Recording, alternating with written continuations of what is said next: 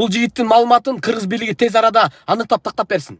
Мен уже түшүнүп турам, бул подстава экенин. Бул адамды уруп, сүйлөтүп койсо болот. Көрүнүп турат го ГТСден таяк жегенин. Эки элдин бири-бирине болгон мамилесин көрүп туруп, көрө албагандардын кылганы деп кабыл алдым мен. 1 числа со мной созвонились незнакомые люди и предложили участвовать в митинге. Предложили 90 тысяч тенге. Поскольку я безработный в Кыргызстане, я согласился. Они купили мне билет. 2 числа я прилетел в Алмату.